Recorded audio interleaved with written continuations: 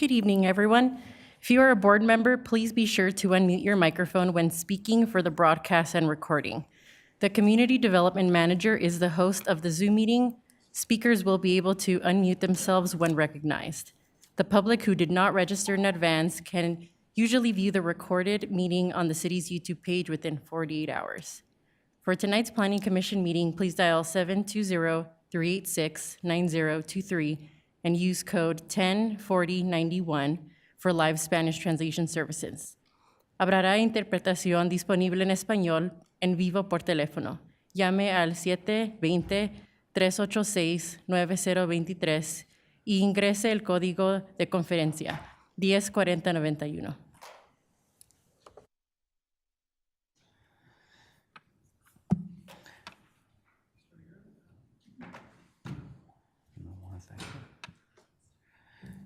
It is now 6 o'clock. We shall call the meeting to order. We shall start with the Pledge of Allegiance.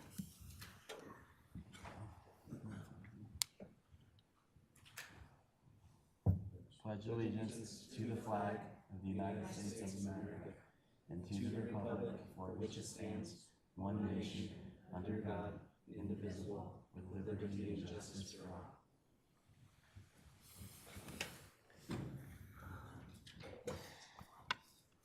We shall ask for a roll call, starting with having our Deputy City Attorney, Matt Hayter. We have Tricia McKinnon, Acting Community Development Director. Steve Timms, Planning Manager. Jennifer Jones, Principal Planner. Dalton Guerra, Planner. Omar Yasuf, Planner. Evelyn Flores, Planning Commission Liaison. Deputy Police Chief Sater. And Wendy Ziger. I think I got that right. Business Development Manager.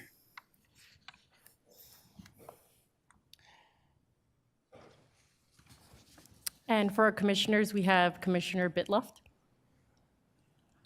Commissioner Ingram, Present. Commissioner Amador, Present.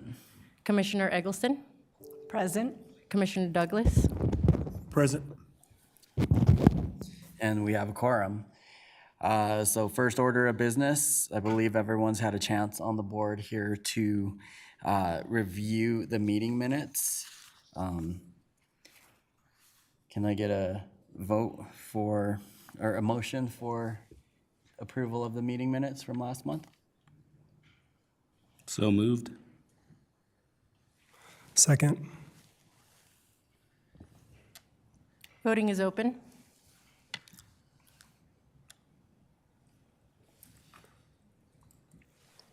Voting is closed. That was interesting. My button never lit up. It was just grayed out. Let's reset. Oh. Try one more time. Thank you. Voting is closed.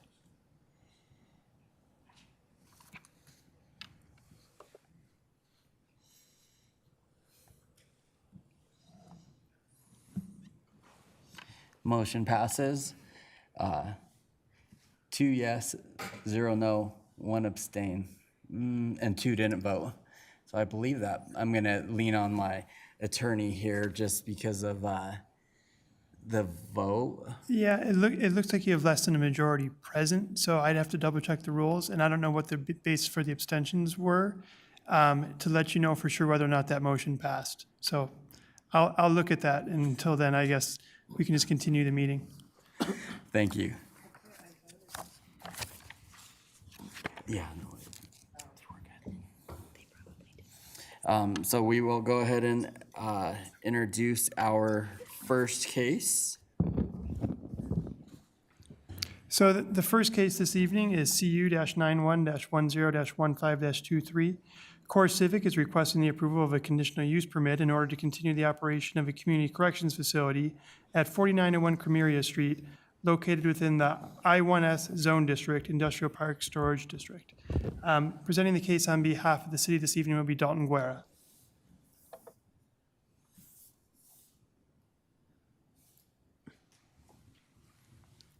Good evening, Planning Commission. My name is Dalton Guerra. I am a city planner with the Commerce City Planning Division. The case before you tonight is for a conditional use permit renewal for a community corrections facility. The zoning is I-1S at 4901 Cremeria Street. The applicant is requesting a renewal of their CUP as a result of the previous conditions that set an expiration date of September 21st, 2022. Just want to note that the application was made prior to that deadline. There is no expansion of the facility or operations proposed with this request, nor is there any change of use proposed. This is a quick look at the VMAP. You can see it's surrounded by I-1S zoning. There is an existing building with existing facilities on site. A little bit about Core Civic. It's a community corrections facility that safely houses individuals who have served a prison sentence and are transitioning back into the community. In essence, they provide housing, job opportunities, and therapy. They also provide a benefit to our community through volunteer opportunities. They can house up to 136 clients at a time, but generally, most clients stay for an average of 6 months.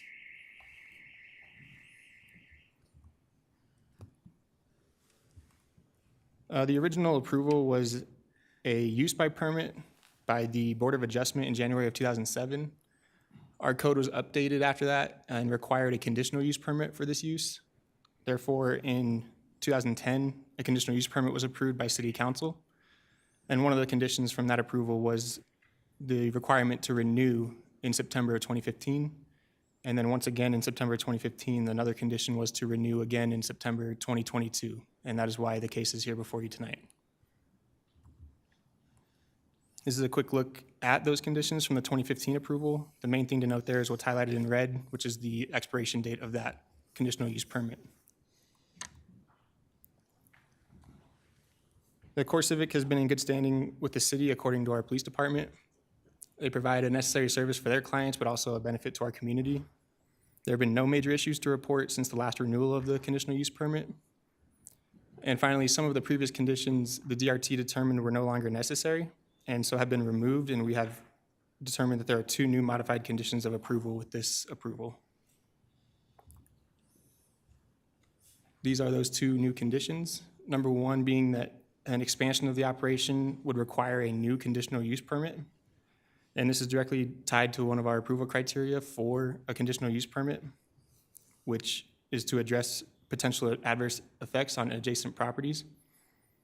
The second condition being that the client, Core Civic, will continue to operate the Neighborhood Advisory Board, and a member of the Commerce City Police Department will have representation on this board. Again, also related to our approval criteria for a conditional use permit. Sorry about that. Yeah, everything went black. My presentation is not over yet.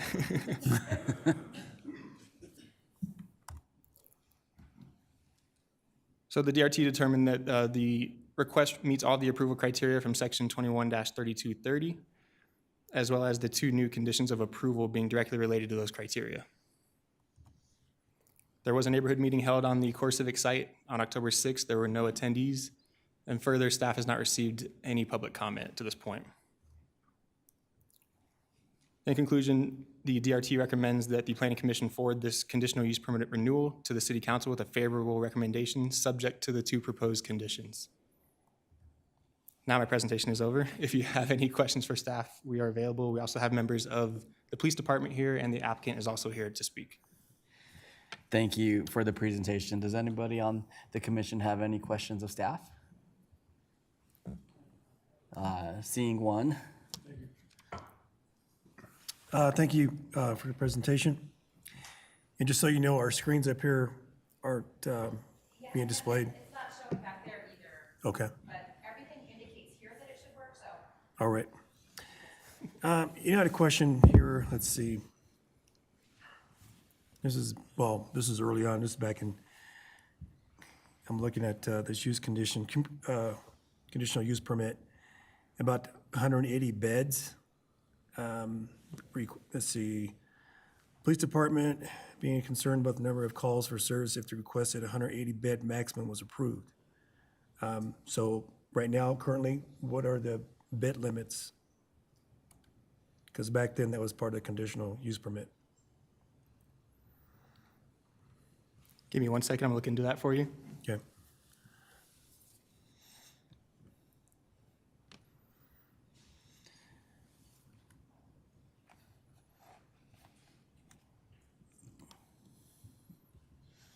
So as we look up the question, I believe this might be a question for the applicant as well. I'm not sure if it's the staff or the applicant. It's my understanding that the applicant has a presentation as well. So as we work through our kind of technical difficulties in the spirit of keeping the meeting moving forward, maybe we should have our applicant do their presentation if available.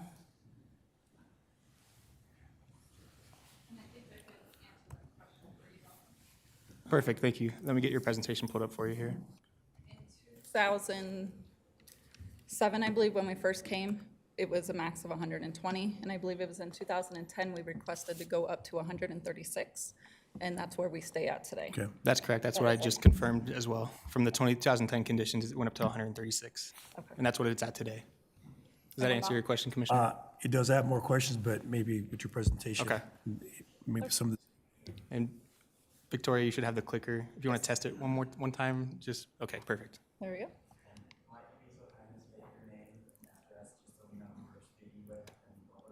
Yes, my name is Victoria Longstrom. I'm a director with CoreCivic, and the work address, 4901 Cremeria Street, Commerce City, Colorado. So yes, thank you for having us tonight. So a little bit about our history, as Dalton went over a little bit already. Time to Change has been serving Commerce City with our re-entry patients since 2000. More recently, in 2008, is when we opened up with our CUP at 4901 Cremeria Street. And like I just stated, in 2010, we did renew our CUP for 5 years, and then it was renewed again in 2015 for 7 years, which brings us to today for the final renewal. In 2017, Time to Change was owned by Green Level Realty, and they were actually acquired by CoreCivic later in that year. And currently, we still are under the umbrella of CoreCivic. We're currently seeking approval for the renewal of our CUP, and we're not asking for any changes to the current conditions. In 2008, excuse me, March of 2008, we accepted our first resident, and since then, we have assisted with the rehabilitation with over 3,000 residents. So what is Community Corrections? Community Corrections provides justice-involved individuals with rehabilitation services to help them successfully re-enter the communities. Whether an individual is transitioning from the Department of Corrections or participating as an alternative to incarceration, we offer structure for individuals to receive the support they need. All individuals must be reviewed by our Adams County Community Corrections Screening Committee and the facility before they even enter our facility. Commerce Transitional Center's primary goal is community safety, and we provide housing and security 24/7. So the need for our facility, those who get sentenced to the Department of Corrections or jail, 96% of those offenders return to the community. So transitioning through community corrections provides stable residents, provides stability to our residents, and helps set them up for success. The need for our bed space for community corrections is actually exceeding what we can offer. So there's actually a backlog of residents with our county and DOC, so we can always fill our beds. Without Commerce Transitional Center operating under our current CUP, residents returning to the county, Commerce City and the Adams County as a whole, they would not benefit from the transitional services to help reintegrate back to the community.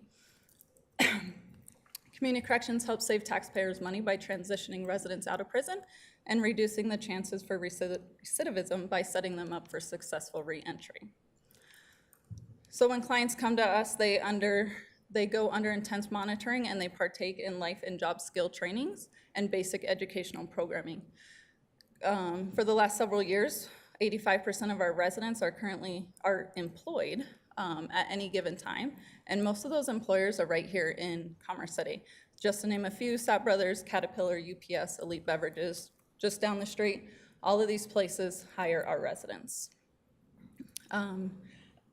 While working, residents begin a life of being an active law-abiding citizen. So in the last 5 years, Commerce Transitional Center residents have paid roughly just under $1 million in restitution. That goes back to our local courts. They pay fines, and some of that money goes to the victims of their crimes. They've paid just over $160,000 in child support and $375,000 in state taxes. So just a little bit of overview of what our clients do when they are housed with us versus jail or DOC. As a facility, we also provide case management, individualized treatment plans, and therapy to address their lifestyle and the choices that brought them to us. On average, residents stay with us for approximately 6 months before they transition out to their next level of supervision. This is a little graph about a typical day of a resident in our facility. So they wake up, they make their bed, they clean their room. Just like at home, they have chores that they need to do. Most of our clients work the typical day shift hours, so if it's their time to go to work, they go to work. We monitor their travel time. We do different random verifications throughout the week to make sure that they are where they're supposed to be. And then when it's time for them to come back or go to their next location, we monitor their travel time as well. In the evening time, we offer them time to visit with their family, to engage in community support activities, educational programming. They have to meet with their case managers at minimum once a week.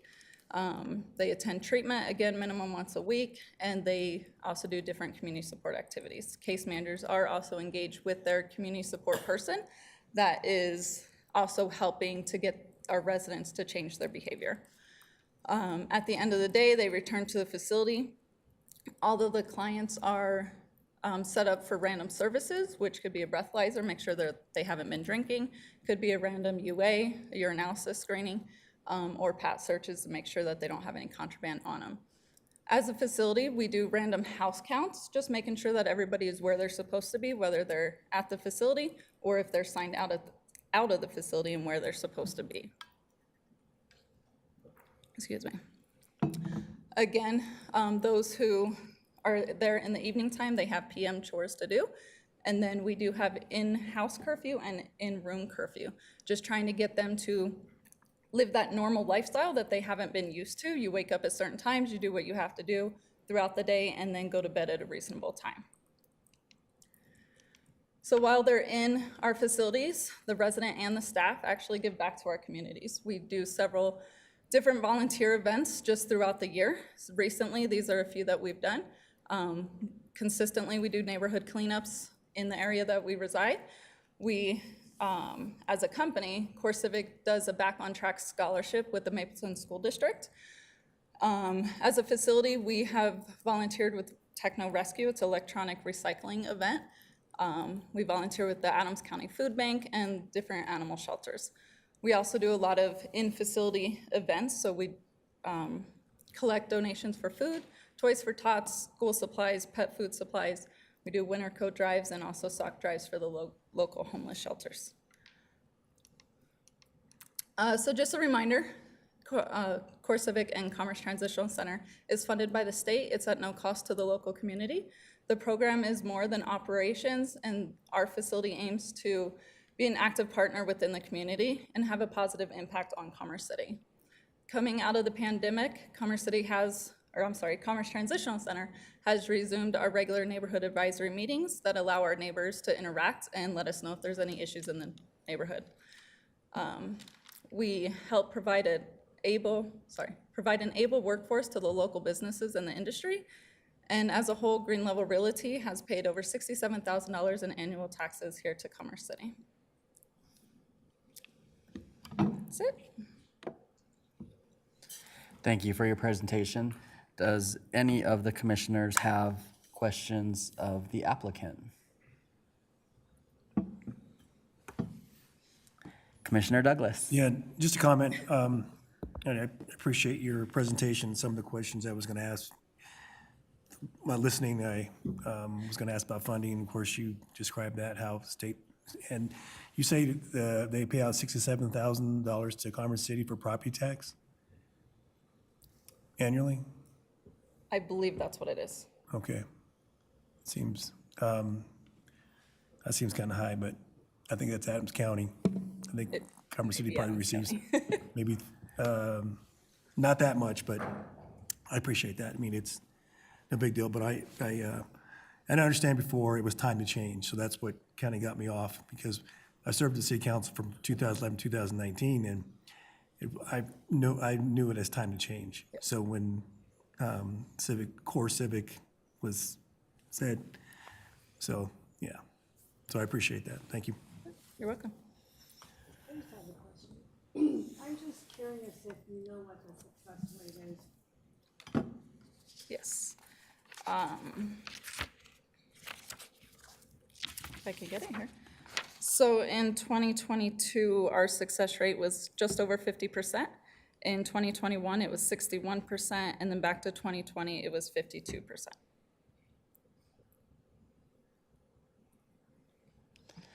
Thank you. And for the commissioners, just make sure that our mics are on when we ask questions, and then talk into the microphone, please. It's a little hard to hear folks. Thank you.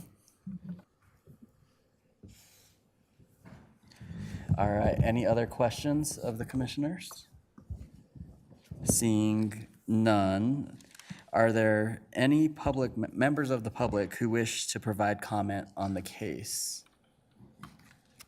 Seeing none in the audience, it appears that we may have some people registered virtually. When you hear your name, please unmute yourself and provide your comments around the case. Dwayne Stillwell. I am just the interpreter, and I'm ready to interpret, so I'm not actually, I don't have any questions. Thank you. Do we have anyone else that has signed up? I'm looking to staff. Seeing none.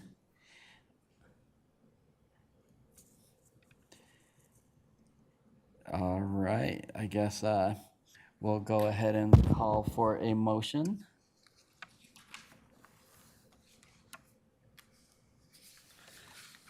I move that the Planning Commission enter a finding that the requested conditional use permit for the property located at 4901 Cremeria Street, contained in case CU-91-10-15-23, meets the criteria of the Land Development Code, and based upon such finding, recommend that the City Council approve the conditional use permit subject to the following conditions. A, an expansion of the operation of this facility in any capacity shall require a new conditional use permit to address potential adverse effects on adjacent properties, including but not limited to the character of the neighborhood, traffic, parking, and public improvements. B, the applicant shall continue to operate the Neighborhood Advisory Board with a Commerce City Police Department representative to ensure that all potential adverse effects related to the public safety will be mitigated to the maximum extent feasible. Thank you, Commissioner Ingram. Do we have a second? I second. We have a motion and a second. Any commission questions before, now that we have a motion? Seeing none, can we call for the vote? Voting is open. Voting is closed. Congratulations, you have a favorable recommendation, 5 yes, 0 no, to recommend approval to the City Council. Thank you. All right, moving on to our case number 2. Can we have our attorney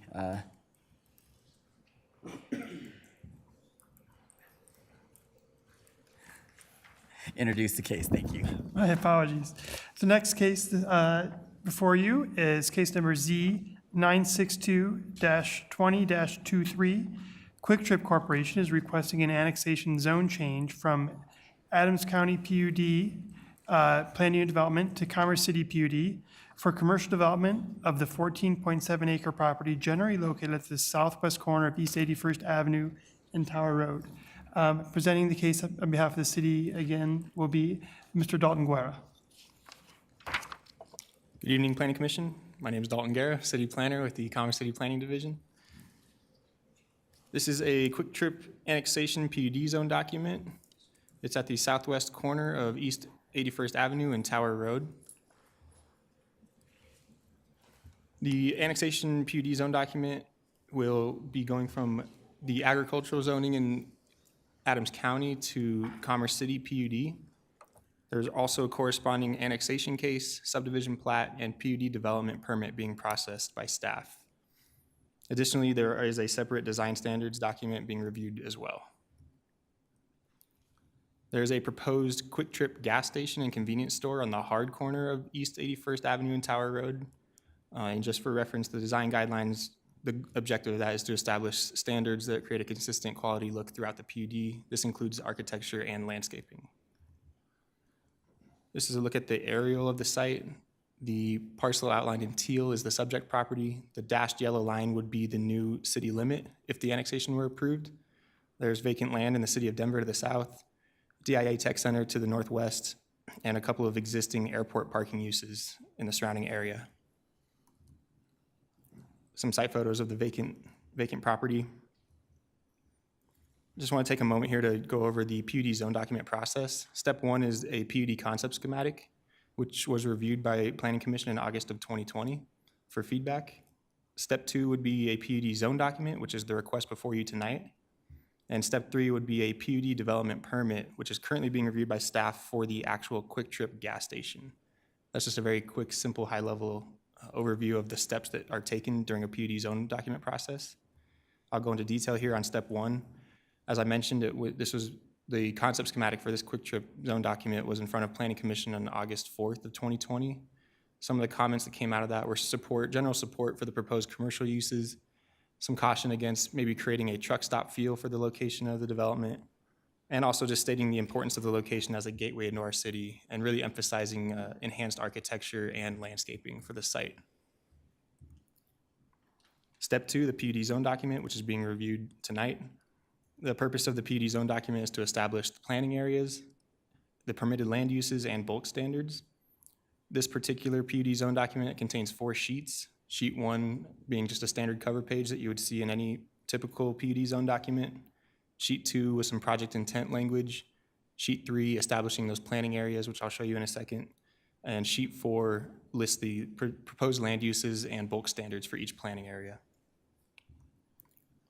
This is a look at those planning areas, color-coded just to differentiate them. So planning area A in red is where the Quick Trip gas station and convenience store would be located.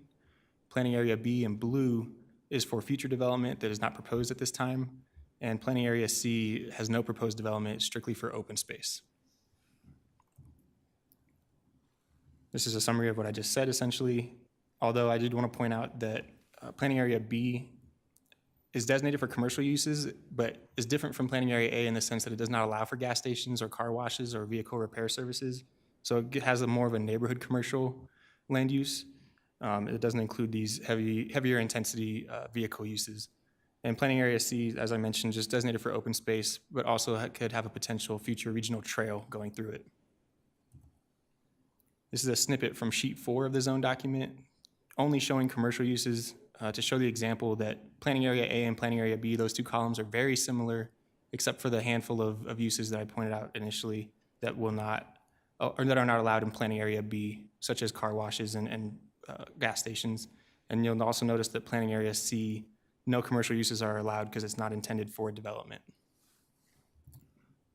Another snippet from sheet 4 of the zone document, the bulk standards that were mentioned earlier.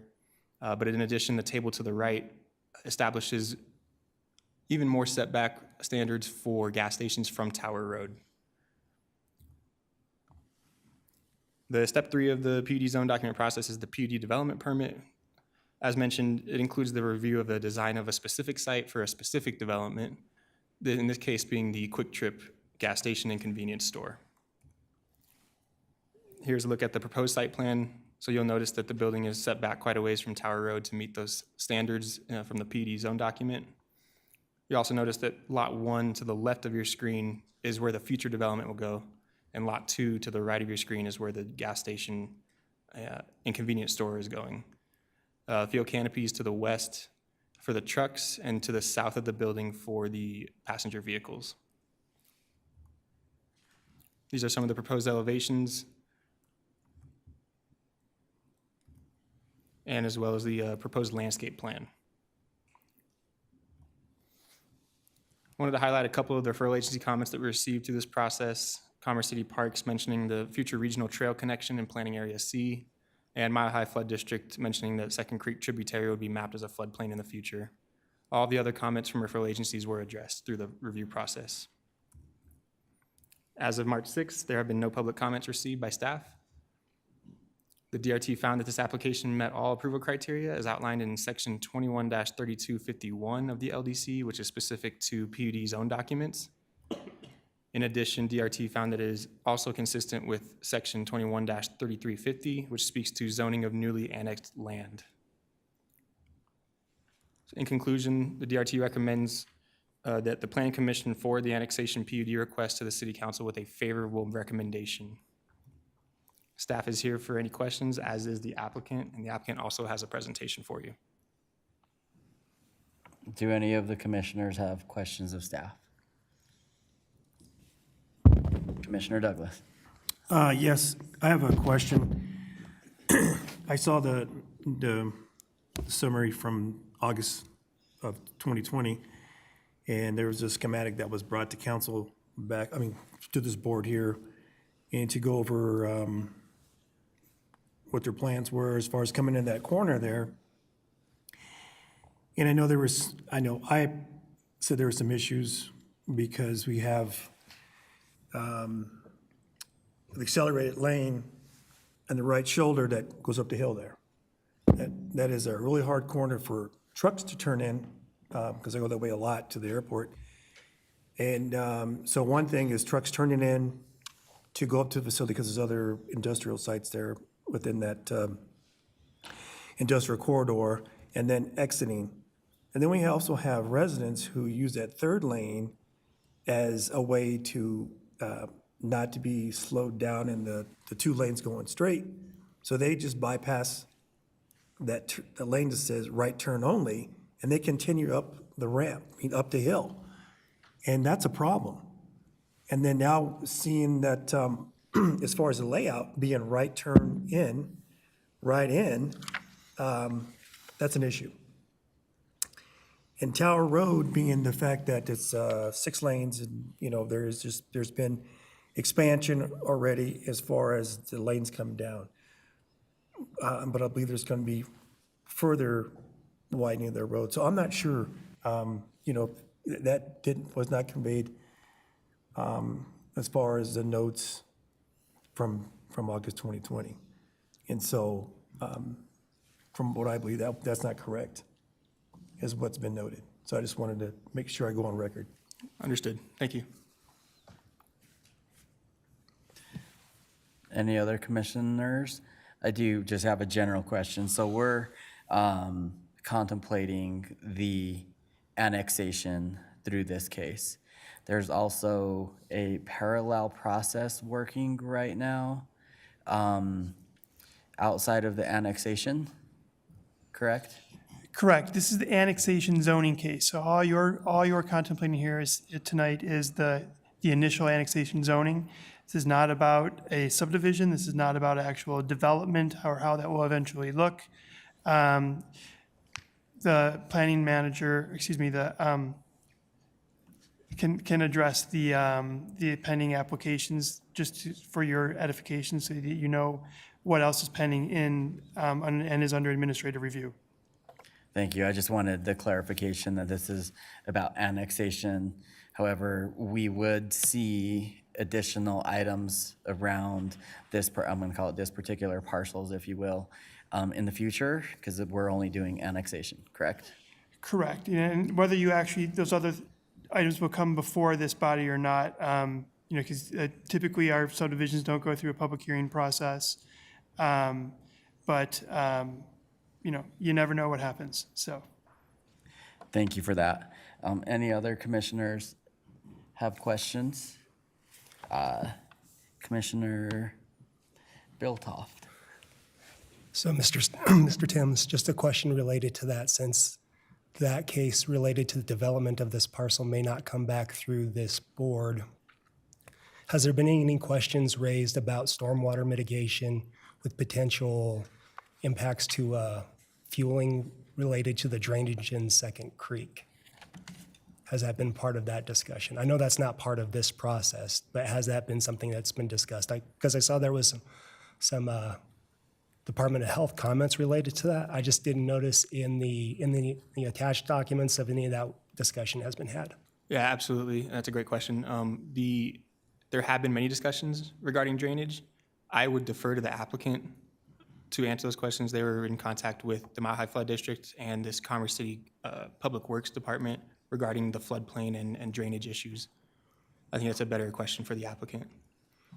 Thank you. Thank you for that. Any other commissioners have questions? Seeing none, I'd like to call the applicant for their presentation, please.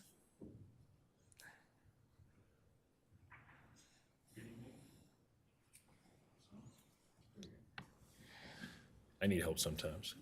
Mike Talcott, 11724 Hannibal Street, Commerce City. Thank you for taking your evening tonight and hearing this. Do you want me to answer that question first or go through presentation and?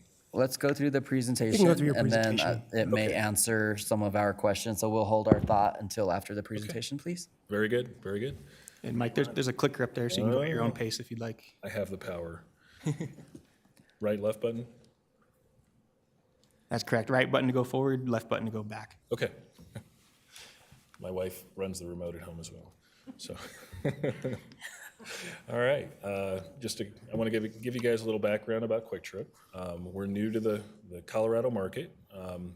I've been here about 3.5 years. We have 4 stores open, 7 in construction elsewhere, and about 32 others in various stages of permitting. So hopefully very soon, anywhere you go, you'll run by us.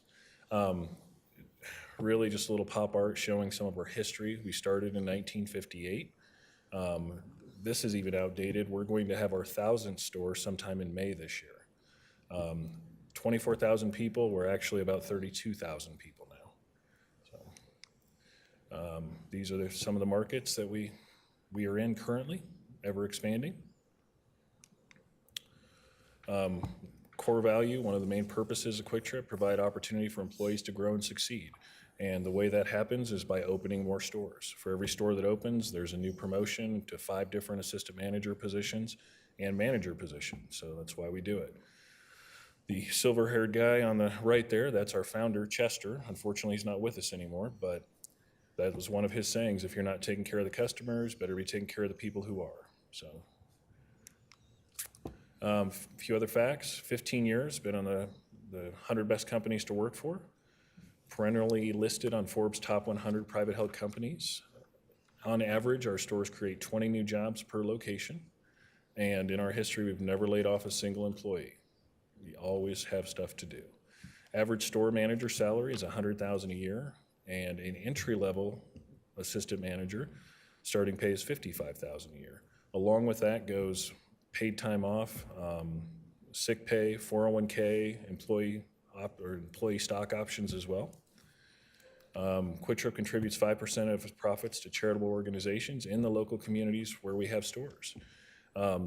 Something kind of unique about that is that the store employees actually elect a board of store employees to decide where that money goes. So it's not someone in our home base in Tulsa deciding where that goes. It's the local people that live and work here. We're a national safe place location for endangered youth.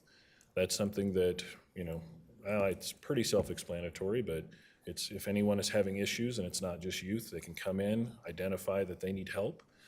As a store employee, which I was, we will show them to the back room. We have numbers of counselors to call. We'll make sure they're safe and they don't have to worry. So, investing in communities in which we live and work together. Once we get to, 10 stores, 20 stores, you'll start seeing us more and more. Our employees care about the communities they live in. Security is huge to Quick Trip. This is just a snapshot of one of the walls at our corporate headquarters with all the big screens, 24-hour monitoring.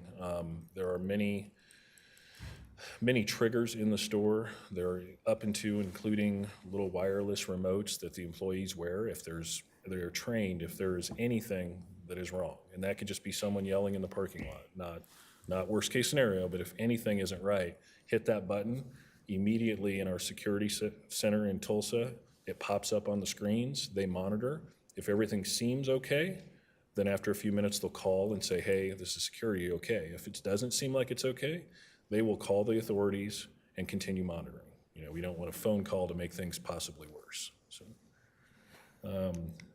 next slide. This just gives you an idea of the camera coverage on our sites. All those cones, it's everywhere, including in the store. Fresh food.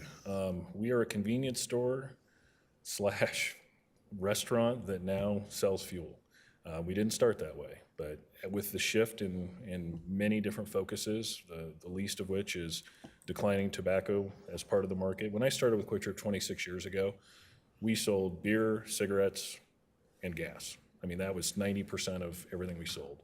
That has steadily shifted.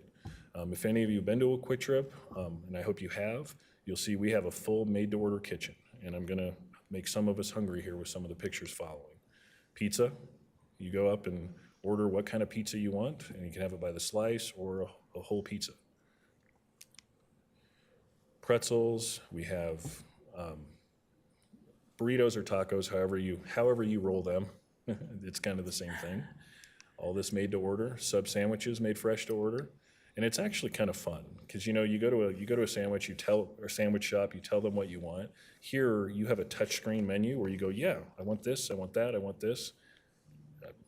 I don't know. I think it's something kind of unique that we have, and it's really kind of fun building it the way you want it.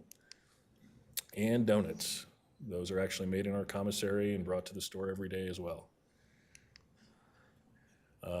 Just some different quotes that we pick up on the internet.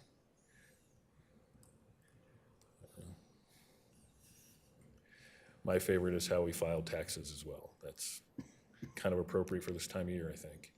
So, elevation of the store. This is not our standard store. We worked very, very long and hard with staff. This is a gateway to the community, so this is very embellished. This will probably be the nicest store in the Denver market. I mean, or at the very least, if one comes along, it'll maybe be this nice. A lot of architectural articulation. It's kind of hard to say. Just a lot of extra glass everywhere. I mean, we went to great lengths. I think it was probably 5 or 6 iterations back and forth with staff, adding more, changing this, trying to make something that looks extra nice. Gas pump, once again, masonry on all the columns. And that's the diesel area, same thing. And I just got some color perspectives put together. This is an aerial of the site plan showing how it lays out with the surplus there on the bottom. And just a different view of how it's going to lay out. And this is looking northeast from behind, so the creek is at my back. And then looking northwest as you're coming north on Tower.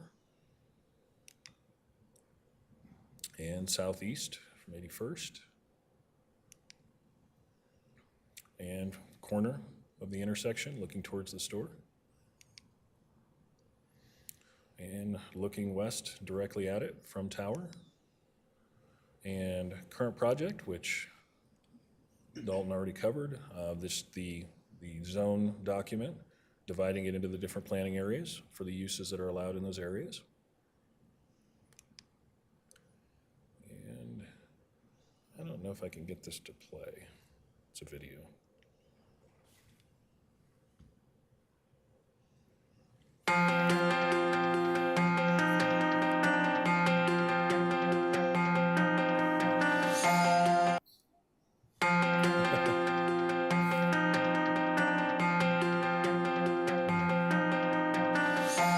Convenience stores, an integral part of the nation's economic backbone. So who is Quick Trip? We're different than most convenience stores. We're not just a building or gas pumps or products for sale. We are contributors. We're part of your schools, volunteer programs, and your community.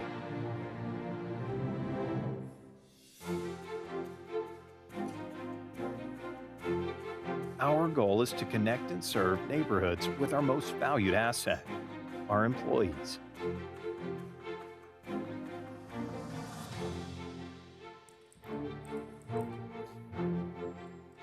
Bringing not only high-paying jobs and generating millions of tax dollars, but creating a sense of pride, respect, and family to every person that walks in our store.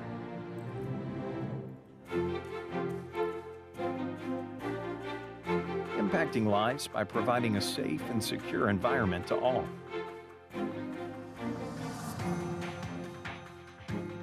We believe being part of a community is more than just being a good neighbor. It's caring for each other and continuously helping places we call home.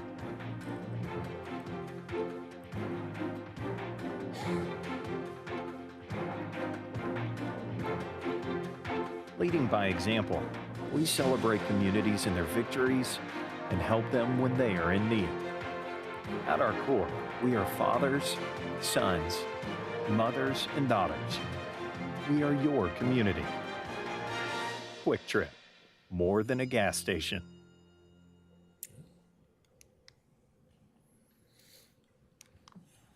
And thank you for bearing with me on all the PR, but once again, I think it's important. We're new to the area. I want you guys to get a little feel for what we're all about. One thing I did kind of gloss over is, Chester founded us back in 1958. We are still family owned, not a franchise. So we're a small business grown up. Thank you, Mike, for the presentation. Any of the commissioners have questions? Seeing one. So yeah, if you could follow up on the stormwater mitigation question. Absolutely. I am most definitely, as you can tell, probably not an engineer, but we have went back and forth with staff, Public Works. There's been an overall master drainage plan tied in with, and Mile High has been part of the discussion, making sure that everything is accounted for so that we don't adversely affect I guess you call it the floodplain with the stream that goes behind. And as far as any concerns with fueling, the tanks are farther away, and actually we engineer our drainage so that if there were an event, that we have a place to capture it before it would go into the water stream. Also, our tanks are monitored 24/7 electronic leak detection, and they're triple walled, meaning there's wall, saline, wall, saline, wall. So we don't want to be on the news for any type of issue. That's the worst thing. So, okay. Thank you. Any other commissioners have questions? Mr. Douglas. Thank you. Thank you for your presentation. And I'm not sure if this is for staff or it has to do with the Land Development Code of newly annexed. Are we annexed? Is this an annex and a zoning? It's just a zoning? Just to annex. This is an annexation zoning. Okay, So this is the initial zoning upon annexation. all right. So, under the approved criteria, analysts, as far as approving criteria, it says criteria 1, generally zoned of newly annexed land and land in process of annexation shall be considered initial zoning and should represent good planning principles and be consistent with the goals and land use of the comprehensive plan. Reason why I say that is because of the location and as far as the way traffic is. We use that road all the time.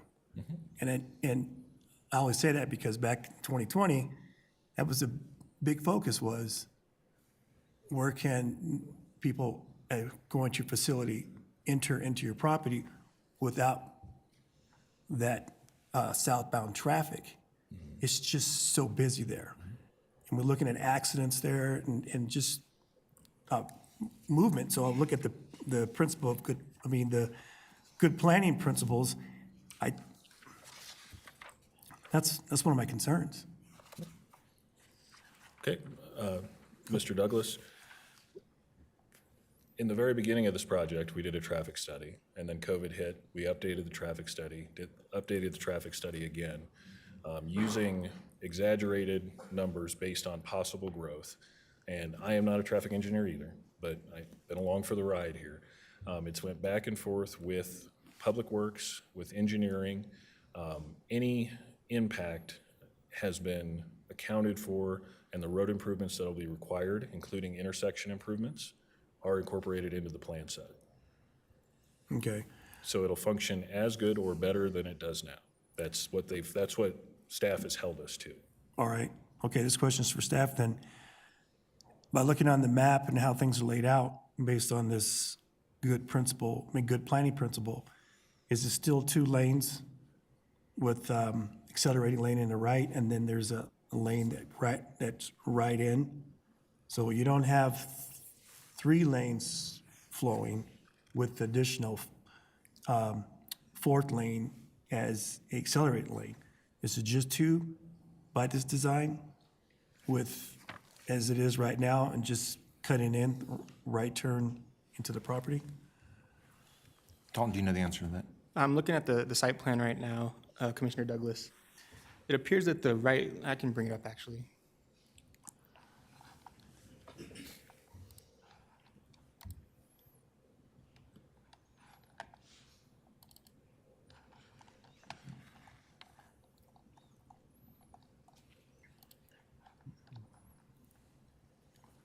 As far as I understand it, this turn lane, is this what you're asking about?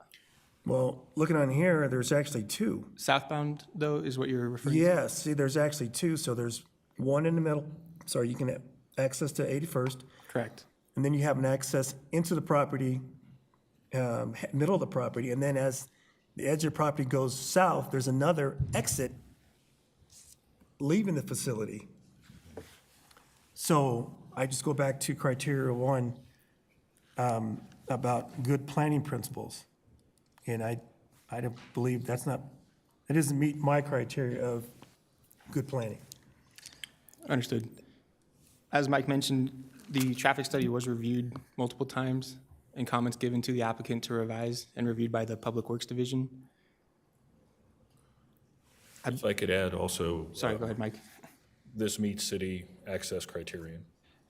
If I may at this time, just want to remind you all that, once again, this is a zoning case. This is not about a site plan. It's not about access.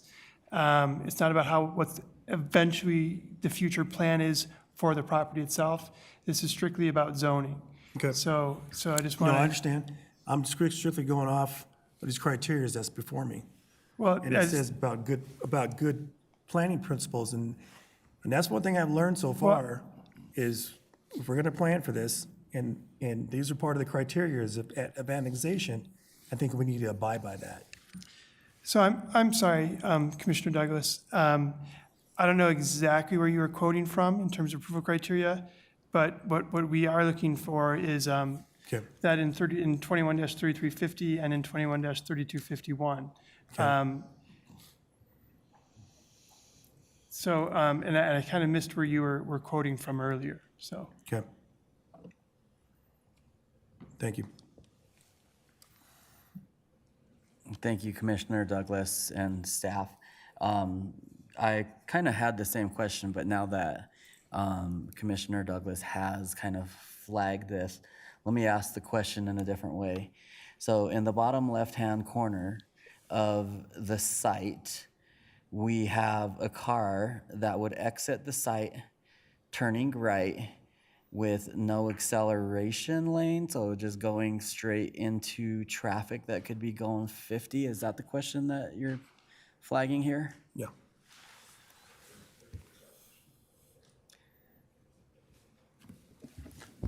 I'm not trying to re-engineer I just want this. to, I'll reiterate what Mr. Hayter said. Again, the site plan is shown to you all for illustrative purposes, but the question for you all is, as it relates to the zoning, is that particular site good for commercial uses? So the specifics of the access would not be part of the criteria or the purview of the PUD zone document necessarily. Correct. Thank you. I think it's important for the commissioners to flag that for future state of whatever that looks like, because we are here around zoning and annexation, but that is a potential hazard exiting the site to the right, so. Commissioner, if I could, there is an acceleration lane. It's not shown on the extent of the site plan. Oh, there is. Thank you for One the will be- clarification. One will be included, yes. Thank Or you. required. Yeah. All right, I don't believe that I have any other questions. Asking the commissioners one more time, Mr. Douglas, one more question? Yeah, so this is for our attorney, Matt Hader.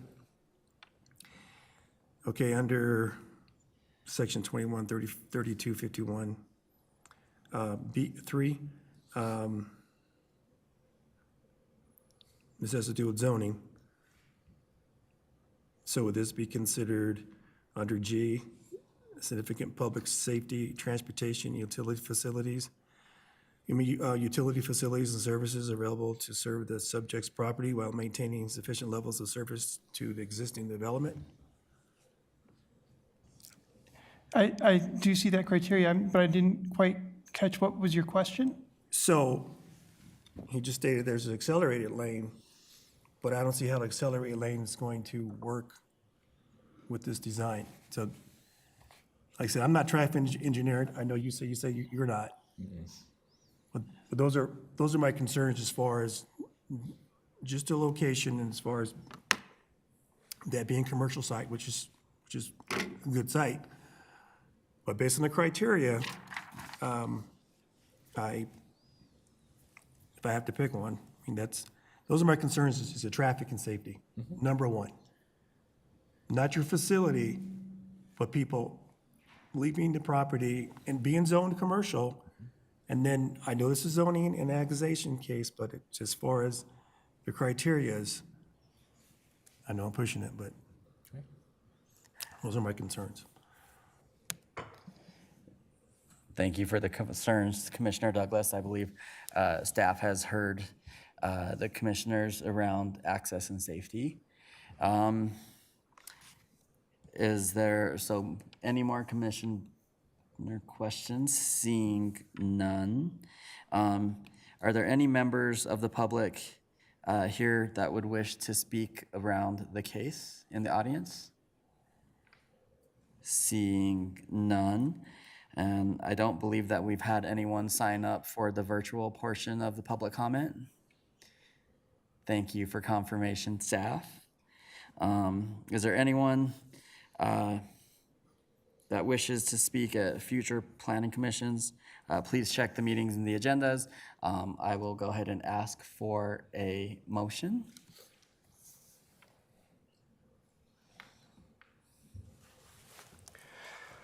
I move the Planning Commission enter a finding that, that the requested annexation PUD zone document for the property located at the southwest corner of East 81st Avenue and Tower Road, contained in case Z,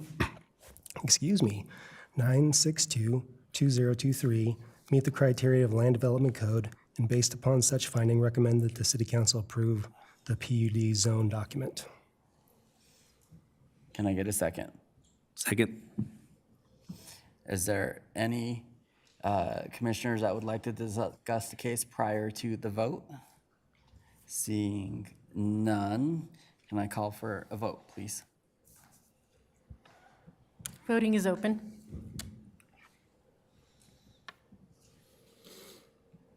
Voting is closed.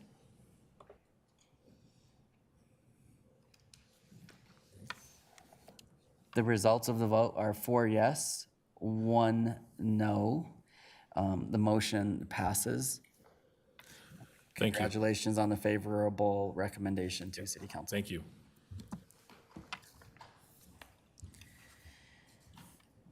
And moving on to our third case for tonight, can I have the attorney please introduce the case? The next case is CU-133-23. Doka USA is requesting the approval of a conditional use permit in order to allow outdoor storage of scaffolding and related equipment up to 30 feet in height for the approximately 11.8 acre property located at 8780 East 93rd Street, zoned PUD Marty Farms Plan Unit Development. Presenting the case on behalf of the city this evening will be Omar Youssef.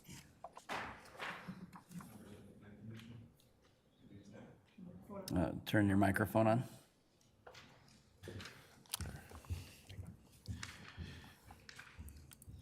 Thank you. We shall have staff introduce the case and do the presentation. Members of the Planning Commission, good Good evening tonight. This is for Doka USA. It's a conditional use permit for stacking scaffolding equipment up to 30 feet. So the request LDC permits maximum of stacking outdoor storage materials of to 8 feet in height. The Marty Farms PUD requires a conditional use permit for any bulk standard deviation, as opposed to a traditional variance and height exception request. Therefore, Doka USA is requesting CUP to allow for the outdoor storage stacking of 30 feet in height.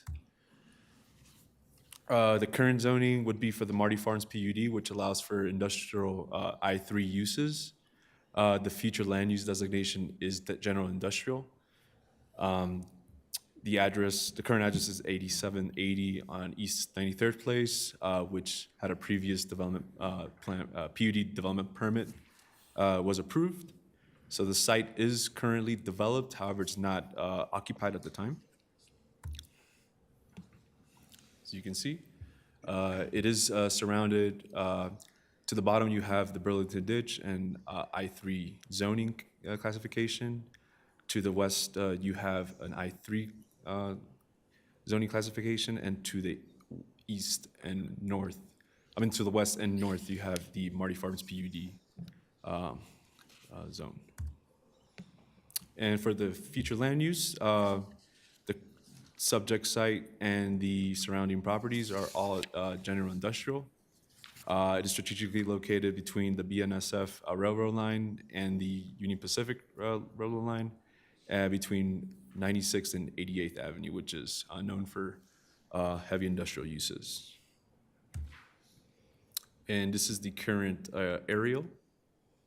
As you can see, the site is fully developed, however not occupied. And this is the subject property. As you can see, landscaping, paving is provided, and the building is completed. And this is looking towards the north. The northern property, we do have an air gas facility. To the west, we have the FedEx facility, and to the east, we have the precast, which stores pipes in the exterior. A little bit about Doka USA. So they are an international company, leases and sells concrete formwork systems, safety and protection systems, accessory parts and materials to contractors at medium to large vital scale projects. It is family owned with approximately 160 facilities in 70 countries, employs 7,000 employees worldwide. They're currently operating in Sedalia, Colorado, a little bit south of us. The subject property is larger and well suited for their growth and expansion in the state. So this is the proposed proposed site plan. As you can see, landscape throughout and screened by a fence.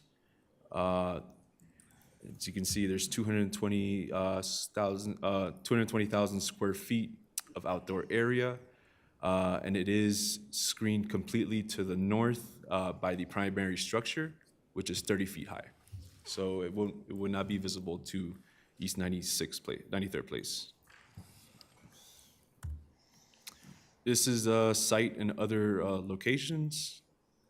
So you can see this one was pretty close to residential and in Illinois. And these are the storage materials, mostly metal equipment, formworks and shoring, and other related equipment. As mentioned, the outdoor area is approximately 200,000 square feet with recycled asphalt, meets our paving requirement, and it is adequate size for the proposed stacking.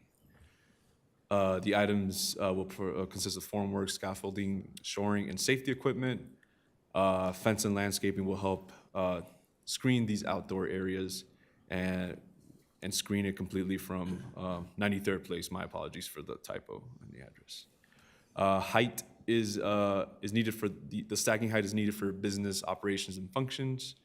The proposed site plan does allow for fire truck circulation and access and it does meet their standards. And economic development is very supportive of this new business, very well-known company coming into our city. For the approval criteria, they all do meet the section 3230, item 3, are met with this request. DRT found that this application meets all approval criteria as outlined in section 3251 of the LDC. The development review team reviewed this case, conditional use permit 133-23, in a meeting on this date on January 19th, 2023, and recommends approval. DRT recommends that the Planning Commission forward the CUP request to City Council with a favorable recommendation. And staff is available to answer any questions. Do we have any commissioners that have questions for staff? Seeing none, do we have a presentation from the applicant? We do. We do. Yeah. Good evening, everybody. Thank you for hearing this tonight. My name is Donald Winters. I'm the area manager for Doka USA at 7396 Sedalia, Reynolds Drive, Sedalia, Colorado, and hopefully Commerce City soon. So who is Doka? Doka USA is a large family-owned international company, as was stated before. We have approximately 8,000 employees worldwide. We currently operate in 156 facilities in 70 countries. Doka has been in business for over 150 years with their headquarters in Amstetten, Austria. Doka USA currently has 10 facilities in the U.S. with approximately 600 employees. We're a full-service construction materials company that serves construction projects from Colorado. Basically, we operate in Utah, Wyoming, Montana, Kansas, and Nebraska out of this facility. We also do operate in Idaho as well. And what we do, we specialize in concrete formwork systems, safety and protection systems, scaffolding and plywood from medium to large scale vital construction projects. That includes infrastructure, medium, mid-rise buildings, also high-rise buildings in the construction industry. We provide a full base of engineering, training, and site supervision services as well.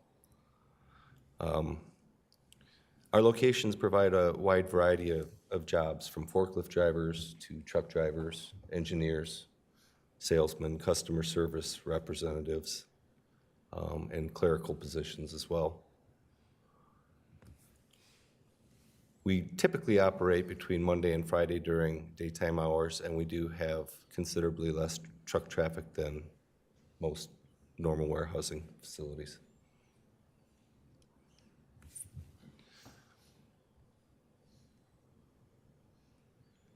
See if I can make this play.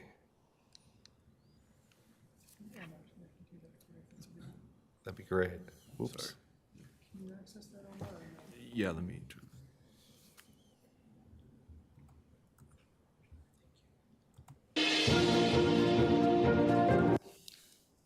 Oops, might have to keep it at this. This is basically an aerial video kind of a similar facility that we have in Chicago. One of the things that we chose Commerce City in this particular area, in this particular site, is because of the like-minded business, the screening we had, the facility, and the topography of the area, the workforce that the community has here to pull from, and its basic general location to highways and the metro area here in Denver. It's a very, very good location, and I feel Commerce City's the perfect place for us to relocate to for future growth.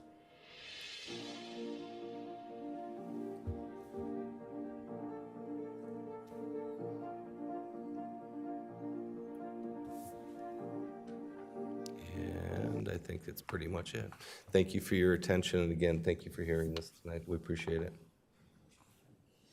Thank you, Mr. Winters, for the presentation. Do we have any questions of the commissioners? Seeing none. Do we have any members of the public here wish to speak around the case? Seeing none. Do we have any virtual comments for this case? Thank you, staff. There are no virtual comments. Can I call for a motion from the commissioners, please? I move that the planning commission enter a finding that the requested conditional use permit for the property located at 8780 East 93rd Place, contained in case CU-133-23, meets the criteria of the Land Development Code, and based upon such finding, recommend that the city council approve the conditional use permit. Can I get a second? Second? We have a motion and a second. Any commission conversation, discussion? Seeing none, can we call for a vote? Voting is open. Voting is closed.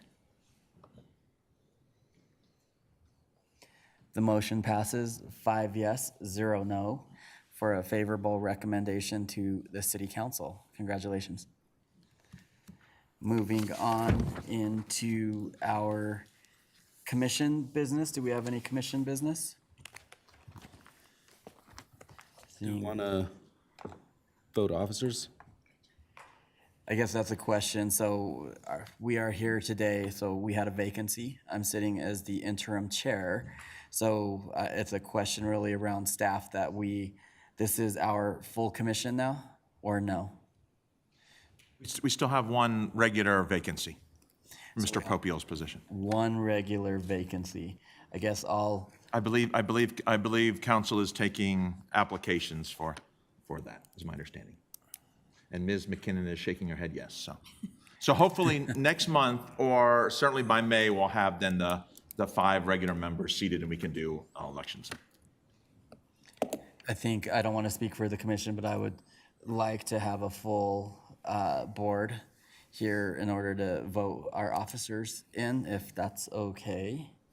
Shaking heads yes, nods of yes, and nods of yes. Thank you. So we shall punt until potentially the next meeting. Thank you. Any attorney business? Just briefly, after a quick review of our rules and your bylaws, the vote on the minutes that you took earlier did fail. I would just note that commissioners that were not present at a previous meeting are not prohibited from voting on the minutes. So I will work with staff to have these minutes placed on the next meeting's agenda, and would just encourage all commissioners previous to the next meeting to review those minutes in the previous meeting to make sure they're accurate, so you can come prepared to vote on those minutes. Thank you. Thank you for the clarification. So will we vote on those as one for like both minutes or individually next time?